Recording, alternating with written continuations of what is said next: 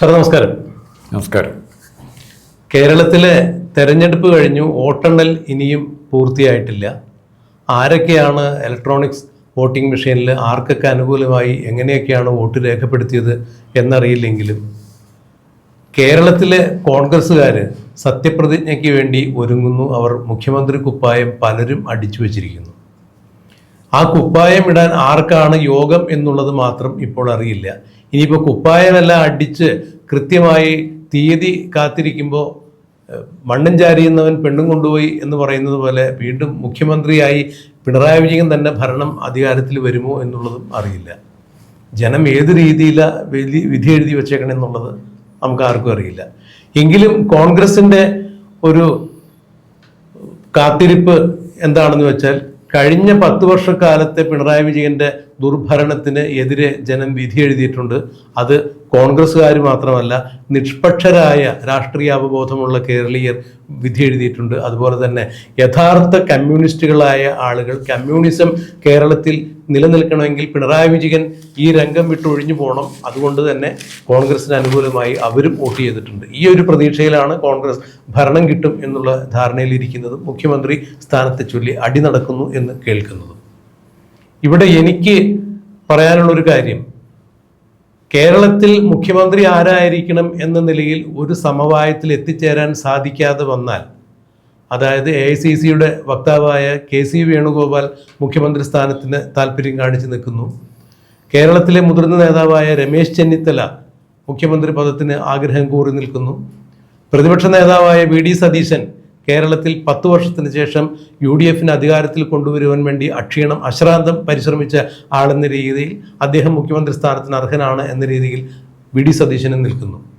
ഈ 3 കൂട്ടരും തമ്മിൽ യാതൊരു തരത്തിലും ഒരു സമവായത്തിൽ എത്തിക്കാൻ സാധിക്കാതെ വന്നു കഴിഞ്ഞാൽ, ഹൈക്കമാൻഡിൻ്റെ ഭാഗത്ത് നിന്ന് ഒരു സമവായ നീക്കമുണ്ടായി കഴിഞ്ഞാൽ, കേരളത്തിലെ മത മേലധ്യക്ഷന്മാരുടെ താല്പര്യങ്ങൾ പരിശോധിച്ച് അവരെ കൂടി പരിഗണിച്ചാൽ മുസ്ലിം ലീഗിൻ്റെയും അതുപോലെ ക്രൈസ്തവ സഭകളുടെയും വെള്ളാപ്പള്ളി നടേശൻ്റെ SNDP യൂണിയൻ്റെയും സുകുമാരൻ നായർ നയിക്കുന്ന NSSൻ്റെയും എല്ലാം ആചാര്യന്മാരുടെ അഭിപ്രായത്തെ സമന്വയിപ്പിച്ച് അവർക്ക് ആർക്കും എതിരഭിപ്രായമില്ലാത്ത ഒരു മുഖ്യമന്ത്രി എന്ന രീതിയിൽ ഹൈക്കമാൻഡ് പ്രിയങ്ക ഗാന്ധിയെ കേരളത്തിൽ മുഖ്യമന്ത്രിയായി അവതരിപ്പിക്കുമോ? അങ്ങനെയാണ് എന്നുണ്ടെങ്കിൽ, മുഖ്യമന്ത്രിയായി പ്രിയങ്ക ഗാന്ധിയുടെ പേര് വരികയും പ്രിയങ്ക ഗാന്ധിയെ ഹൈക്കമാൻഡ് മുഖ്യമന്ത്രിയായി നിർദ്ദേശിക്കുകയും ചെയ്തു കഴിഞ്ഞാൽ കേരളത്തിലെ കോൺഗ്രസിൻ്റെ അവസ്ഥ എന്തായിരിക്കും എന്നുള്ളതാണ് എൻ്റെ ഒരു വ്യക്തിപരമായ ആശങ്ക. എന്താണ് ഇക്കാര്യത്തിൽ ഒരു രാഷ്ട്രീയ നിരീക്ഷകൻ എന്ന രീതിയിൽ, ഒരു മുതിർന്ന മാധ്യമപ്രവർത്തകൻ എന്ന രീതിയിൽ താങ്കളുടെ അഭിപ്രായം? കഴിഞ്ഞകാല സ്വാതന്ത്ര്യത്തിന് ശേഷമുള്ള കഴിഞ്ഞകാല കോൺഗ്രസ് നേതാക്കളിൽ രാജ്യത്തെ ജനങ്ങൾ മുഴുവനും കോൺഗ്രസ് പ്രവർത്തകർ പ്രത്യേകിച്ചും ആരാധിക്കുന്ന ഒരു നേതാവ് ഉണ്ടായിരുന്നെങ്കിൽ അത് ശ്രീമതി ഇന്ദിരാഗാന്ധിയായിരുന്നു. അപ്പോൾ പ്രിയങ്ക ഗാന്ധി അവതരിപ്പിക്കുന്നത്, രാജീവ് ഗാന്ധിക്ക് അത് ആ രീതിയിലുള്ള പരീക്ഷണങ്ങൾക്ക് സമയം കിട്ടിയില്ല. അതിനു മുമ്പ് തന്നെ അദ്ദേഹത്തിൻ്റെ കാലാവധി ശാരീരികമായി തന്നെ ഇല്ലാതായി. പ്രിയങ്ക ഗാന്ധി അവതരിപ്പിക്കുന്നത് ശ്രദ്ധിച്ചിട്ടുണ്ടോ? ഇന്ദിരാഗാന്ധിയുടെ നര, മൂക്ക്, കണ്ണ്, സംസാരം താനി ഇന്ദിര തന്നെ. അല്ല, ഇന്ദിരാഗാന്ധിയുടെ ഏതാണ്ട് ഒരു മിനിയേച്ചർ തന്നെയാണ് പ്രിയങ്ക ഗാന്ധി. താനി ഇന്ദിര തന്നെ, ഫിസിക്കലി താനി ഇന്ദിര തന്നെ എന്ന് പറഞ്ഞുകൊണ്ടാണ് പ്രിയങ്ക ഗാന്ധി അവതരിപ്പിക്കുന്നത്. ഇപ്പോൾ സ്വാഭാവികഗതിയിൽ കേരളം പോലൊരു കൊച്ചു സംസ്ഥാനത്ത് മുഖ്യമന്ത്രിയായിട്ട് വരാൻ പ്രിയങ്ക തയ്യാറാവുമോ എന്നുള്ളൊരു ചോദ്യമുണ്ട്. അതിനും ചിലപ്പോൾ വന്നേക്കും. ഇത് ഞാൻ പറയാൻ കാരണം,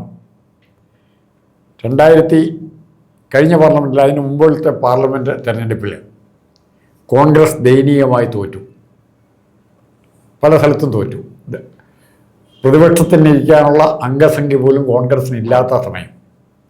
ആ സമയത്ത് കോൺഗ്രസിൻ്റെ വർക്കിംഗ് കമ്മിറ്റി കൂടിയിട്ട് തോൽവിയെക്കുറിച്ച് ചർച്ച ചെയ്തപ്പോൾ രാഹുൽ ഗാന്ധി ഒരു പ്രസംഗം ഉണ്ടായിരുന്നു. രാഹുൽ ഗാന്ധിയുടെ, ഇനി കുറേ നാളത്തേക്കെങ്കിലും നെഹ്റു കുടുംബത്തിൽ നിന്നും പുറത്ത് ഒരാൾ കോൺഗ്രസിൻ്റെ അധ്യക്ഷനാവണം.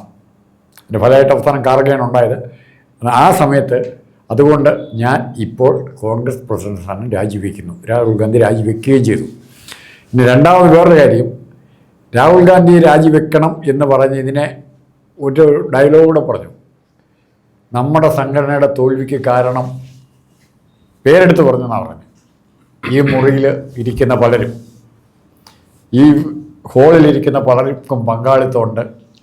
ഒരാളുടെ പേര് മാത്രം എടുത്ത് പറഞ്ഞില്ല, പറയാതെ ഞാൻ ആ പേര് പറയുന്നില്ല. പക്ഷേ അദ്ദേഹത്തിൻ്റെ പ്രായത്തെ ബഹുമാനിച്ചു കൊണ്ടെന്ന് പറഞ്ഞാൽ അത് മറ്റാരുമായിരുന്നില്ല, കേരളത്തിൽ നിന്നുള്ള ശ്രീ AK ആന്റണിയുടെ പേരായിരുന്നു. ഈ സംഭവം നമ്മുടെ മുമ്പിലുണ്ട്.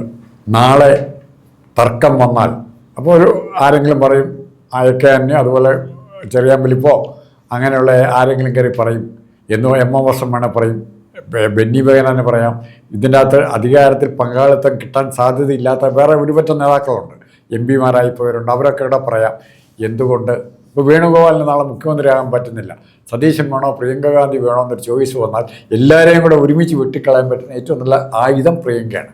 ആ രീതിയിൽ പ്രിയങ്കയുടെ പേര് സജസ്റ്റ് ചെയ്യുകയും പ്രിയങ്ക മണ്ടിയാണെങ്കിൽ, തലയ്ക്ക് വിവരമില്ല എന്ന ഒരു സ്ത്രീയാണെങ്കിൽ ഉറപ്പായിട്ടും ഈ സ്ഥാനം സ്വീകരിക്കുകയും ചെയ്യും എന്നുള്ളതാണ് എൻ്റെ വിലയിരുത്തൽ.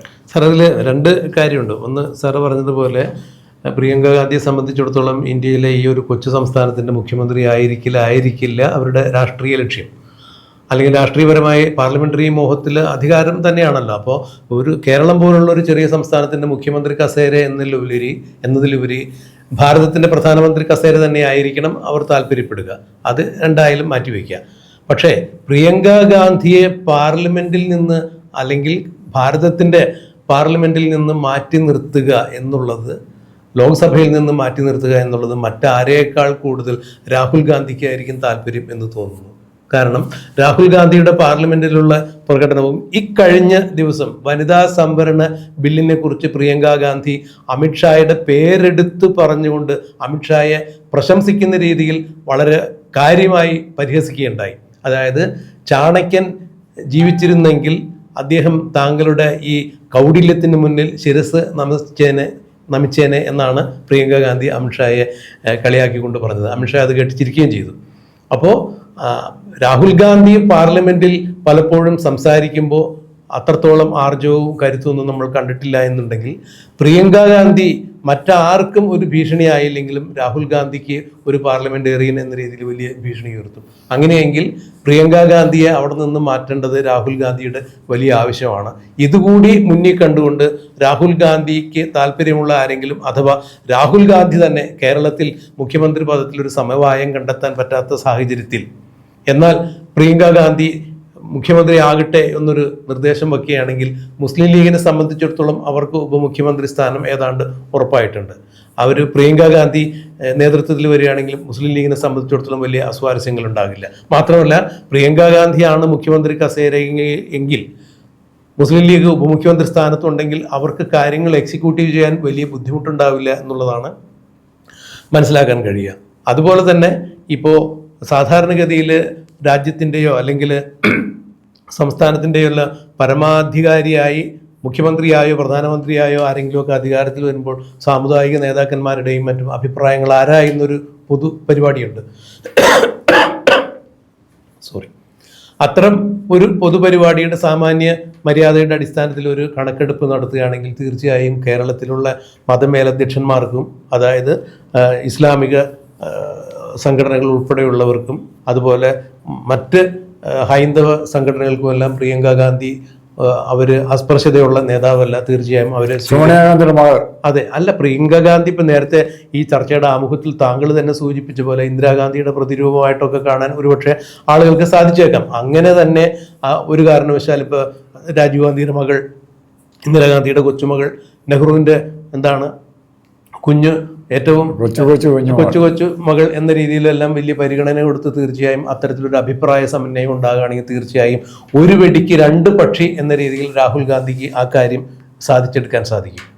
അതായത് പാർലമെന്റിൽ നിന്ന്, ലോക്സഭയിൽ നിന്ന് പ്രിയങ്ക ഗാന്ധിയെ മെല്ലെ ഒഴിവാക്കാനും സാധിക്കും. കേരളത്തിലെ ഈ തർക്കത്തിന് വിരാമം ഇടാനും സാധിച്ചേക്കും. ഇതെല്ലാം മലർപ്പൊടിക്കാരൻ്റെ സ്വപ്നം പോലെ എന്ന് ഒരുപക്ഷെ തോന്നിക്കാമെങ്കിലും ഈ കേരളത്തിലെ ഒരു കീറാമുട്ടി എന്ന രീതിയിൽ ആ കീറാമുട്ടി കീറിയെടുക്കുന്നതിന് അതിനൊരു പരിഹാരം കാണുന്നതിനോ രാഹുൽ ഗാന്ധിയുടെ അല്ലെങ്കിൽ ഹൈക്കമാൻഡിന്റെ മുന്നിൽ ഇത്തരം ഒരു നിർദ്ദേശം ഏതെങ്കിലും കോണിൽ നിന്നുണ്ടായി കഴിഞ്ഞാൽ ഒരുപക്ഷെ അത് തള്ളിക്കളയാൻ സാധ്യതയില്ല എന്ന് തന്നെയാണ് തോന്നുന്നത്. പ്രിയങ്ക ഗാന്ധി അതുകൊണ്ട് തന്നെ കേരളത്തിലെ ഇപ്പോൾ മുസ്ലിം ലീഗ് ഉൾപ്പെടെയുള്ള ആളുകൾ സ്വീകരിക്കാതിരിക്കാനും തരമില്ല. ഇവിടെ നഷ്ടം സംഭവിക്കാൻ പോകുന്നത് മുഖ്യമന്ത്രി കുപ്പായം അടിച്ച് കാത്തിരുന്ന ആളുകൾക്ക് തന്നെയാണ്. ഞങ്ങളാരും മുഖ്യമന്ത്രി കസേരയ്ക്ക് സ്വപ്നം കാണുന്നില്ല, പിടിവലി കൂടുന്നില്ല. യു ഡി എഫ് ടീം ജയിപ്പിക്കുക, യു ഡി എഫിനെ അധികാരത്തിലെത്തിക്കുക എന്നത് മാത്രമാണ് ഞങ്ങളുടെ താല്പര്യം. ആ ദൗത്യം കിട്ടിക്കഴിഞ്ഞിട്ടുണ്ടെങ്കിൽ പണ്ട് മഹാത്മാഗാന്ധി പറഞ്ഞ പോലെ സ്വാതന്ത്ര്യലബ്ധിക്ക് വേണ്ടിയാണ് ഇന്റർനാഷണൽ കോൺഗ്രസ് രൂപീകരിച്ചത്. ഇനിയിപ്പോൾ സ്വാതന്ത്ര്യം നമുക്ക് കിട്ടിക്കഴിഞ്ഞു, അതുകൊണ്ട് ഇന്റർനാഷണൽ കോൺഗ്രസ് പിരിച്ചുവിടുക എന്ന് പറഞ്ഞതുപോലെ ഈ യു ഡി എഫിനെ അധികാരത്തിലെത്തിക്കുവാൻ വേണ്ടിയാണ് ഞങ്ങളെല്ലാവരും മത്സരിച്ചത് അല്ലെങ്കിൽ പ്രയത്നിച്ചത്. അതുകൊണ്ട് ഞങ്ങൾക്ക് മുഖ്യമന്ത്രി മോഹമൊന്നുമില്ല. പ്രിയങ്ക ഗാന്ധി തന്നെ മുഖ്യമന്ത്രി ആയിക്കോട്ടെ എന്ന് വി ഡി സതീശനോ രമേശ് ചെന്നിത്തലയോ അല്ലെങ്കിൽ കെ സി വേണുഗോപാലോ പറയാനൊരു സാധ്യതയും കാണുന്നില്ല. അവിടെ അതിനുവേണ്ടി കൃത്യമായ കരുനീക്കങ്ങൾ വേറെ നടക്കും. എന്തായിരിക്കും കേരളത്തിൽ ഇതേ തുടർന്ന് ഉണ്ടാകാൻ പോവുക എന്നുള്ളൊരു ഭവിഷ്യത്ത് കൂടി, അതിൻ്റെ ഒരു സൂചന എന്തായിരിക്കും എന്ന് കൂടി താങ്കൾക്ക് പറയാൻ സാധിക്കുമോ? രണ്ട് കാര്യങ്ങൾ പറയാം. ഒന്ന്, പ്രിയങ്ക ഗാന്ധി കേരളത്തിൻ്റെ മുഖ്യമന്ത്രിയാകാൻ സമ്മതിക്കുകയില്ല എന്നുള്ള ധാരണയും നമുക്ക് വേണ്ട. രാഹുൽ ഗാന്ധി ഒഴിവാക്കാൻ നോക്കിയാൽ പോലും പ്രിയങ്ക ഗാന്ധി അല്ലാതെ എന്ത് ചെയ്യും? ഉടനെ അടുത്തെങ്ങാനും കോൺഗ്രസ് കേരളം ഇന്ത്യ മുഴുവൻ ജയിച്ച് അധികാരത്തിൽ വരാനുള്ള യാതൊരു ചാൻസും ഇല്ല.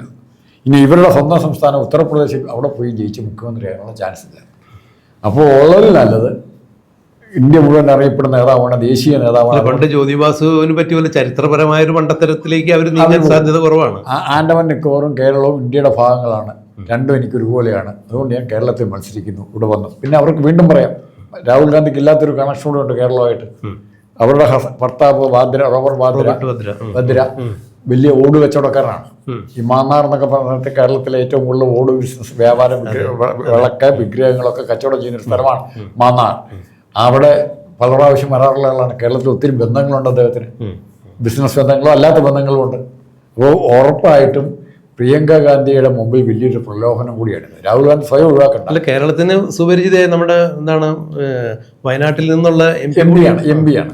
അപ്പം പിന്നെ വേറൊരു കാര്യം, ഞാൻ പ്രിയങ്ക ഗാന്ധിക്ക് വരാൻ സാധ്യതയുണ്ടെന്ന് നമ്മൾ തന്നെ ഇതിനു മുമ്പ് ഒരു ചർച്ച പറഞ്ഞിട്ടുണ്ട്. അതിൻ്റെ കാരണം ഇത്തവണത്തെ KPC സണ്ണി ജോസഫ് സുധാകരന്മാരായിട്ട് പുതിയ KPCC പ്രസിഡന്റ് ആരാകണം എന്നുള്ള ചർച്ച വന്നപ്പോൾ ആന്റോ ആന്റണിയുടെ പേര് ഏറ്റവും ശക്തമായിട്ട് ഉന്നയിച്ചത് പ്രിയങ്ക ഗാന്ധിയാണ്. ഇതേ ആന്റോ ആന്റണി നമ്മൾ കാണുന്ന വേറെ സ്ഥലത്ത് സോണിയാഗാന്ധിയുടെ പ്രിയങ്ക ഗാന്ധിയുടെ ഒപ്പം കാണുന്ന വേറെ ആളുടെ കൂടെയാണ് ഡൽഹി കാണുന്നത്. ഒരു അവിശുദ്ധമായ സ്ഥലത്താണ്. അപ്പോൾ ഈ ആന്റോ ആന്റണിയുടെ ഇപ്പോഴും ആ പേര് കിടപ്പുണ്ട്, ആന്റോ ആന്റണിയുടെ പേര് കിടപ്പുണ്ട്. എന്തിനായിരിക്കണം ആന്റോ ആന്റണിയെ പോലെ ഏറ്റവും ആ നിയമമുള്ള പത്തനംതിട്ടയാണ് കോൺഗ്രസ് തകർന്ന് അടിഞ്ഞത്, ഒരു സീറ്റ് ഓടിഞ്ഞ്. അവിടുത്തെ ഒരു MPA, CPM മേൽക്കൈയുള്ള മണ്ഡലം കൂടിയാണ് പത്തനംതിട്ട. അവിടുത്തെ ഒരു MPA എന്തിന് KPCC പ്രസിഡന്റ് ആകണമെന്ന് പ്രിയങ്ക ഗാന്ധി നിർബന്ധം പിടിച്ചു. എന്ത് മെറിറ്റ്, എക്സ്ട്രാ മെറിറ്റ് ആന്റോ ആന്റണിക്ക് ഉണ്ടായിരുന്നു. അപ്പോൾ ഈ ഇത്തരം ചോദ്യങ്ങൾ സംശയിക്കുകയാണ്. കേരളത്തിൻ്റെ രാഷ്ട്രീയത്തിൽ മറ്റെങ്ങനെ രക്ഷപ്പെടാൻ ചാൻസ് ഇല്ല. കോൺഗ്രസിന് എവിടെയാണ് പോയി പ്രിയങ്ക ഗാന്ധി ഒരു മുഖ്യമന്ത്രിയാകാൻ പറ്റുന്നത്? അല്ല, കാര്യമുണ്ടോ? അപ്പോൾ രണ്ട് കാര്യം കൂടി അതിലുണ്ട്. ഒന്നാമത് ഇപ്പോൾ കേരളത്തിലെ എനിക്ക് തോന്നുന്നു ഏത് മണ്ഡലത്തിൽ നിർത്തിയാലും, കോൺഗ്രസിൻ്റെ ഏത് മണ്ഡലത്തിൽ നിർത്തിയും പ്രിയങ്ക ഗാന്ധി ഒരു ഉപതെരഞ്ഞെടുപ്പ് ഉണ്ടാവണമെങ്കിൽ അല്ലെങ്കിൽ MP സ്ഥാനം രാജിവെച്ച് മത്സരിപ്പിച്ച് ജയിപ്പിക്കും. അതെ, മാത്രമല്ല വയനാട് തന്നെ ജയിപ്പിച്ചെടുക്കാൻ സാധിക്കും. അല്ല എന്നുണ്ടെങ്കിൽ ഇപ്പോൾ കോൺഗ്രസിന്റെ സുരക്ഷിത മണ്ഡലമായ ഏത് മണ്ഡലത്തിൽ നിർത്തിയാലും പ്രിയങ്ക ഗാന്ധി ജയിപ്പിച്ചെടുക്കാൻ ലീഗ് ജയിപ്പിക്കും. അപ്പോൾ അതുകൊണ്ട് അത്തരം കാര്യങ്ങളിലൊന്നും വിഷയം വരുന്നില്ല. എന്തായാലും പ്രിയങ്ക ഗാന്ധിയെ പാർലമെന്റിൽ നിന്നൊന്നും മാറ്റി നിർത്തി ചിന്തിക്കേണ്ട ആവശ്യകത രാഹുൽ ഗാന്ധിക്കുണ്ട് എങ്കിൽ കേരളത്തിലെ ഈ കീറാമുട്ടി പരിഹരിക്കാൻ മറ്റൊരു സമവായം കണ്ടെത്താൻ സാധിച്ചില്ല എന്നുണ്ടെങ്കിൽ തീർച്ചയായും ഇത്തരം ഒരു ധാരണയിലേക്ക് കോൺഗ്രസ് എത്തിച്ചേരാനുള്ളൊരു സാധ്യത തള്ളിക്കളയാൻ സാധിക്കില്ല. എന്താണ് ആ കാര്യത്തിൽ സംഭവിക്കുക എന്നുള്ളത് നമുക്ക് കണ്ടറിയാം. ഞാൻ അവിടെ കൊണ്ട് നിർത്തുന്നില്ല. പറയൂ. താങ്കൾ പറഞ്ഞതിനപ്പുറത്തേക്ക് കല്യാണ സൗഗന്ധിപ്പൂ നേടിപ്പോയാൽ വഴിയിൽ വേറൊരു മൂളിക്കുരങ്ങനൂടെ കിടപ്പുണ്ട്, വൃദ്ധനായ മൂളിക്കുരങ്ങൻ കിടപ്പുണ്ട്. ആ വാലം നൊടിക്കാൻ പറ്റണമെന്നില്ല, ഗതയെ ഓടിയുള്ളൂ. അത് മറ്റാരുമല്ല, മുഖ്യമന്ത്രി സ്ഥാനത്തേക്ക് അത്യാവശ്യം വന്നാൽ നയിക്കാൻ തയ്യാറായി ഒരു മനസ്സുണ്ട്. അത് ഏക്കാൻ എനിക്കാണ് മനസ്സുള്ളത്. എന്തായാലും അത് സംഭവിക്കുകയോ ഇല്ലയോ എന്നുള്ളത് നമുക്ക് കണ്ടറിയാം, കാത്തിരിക്കാം.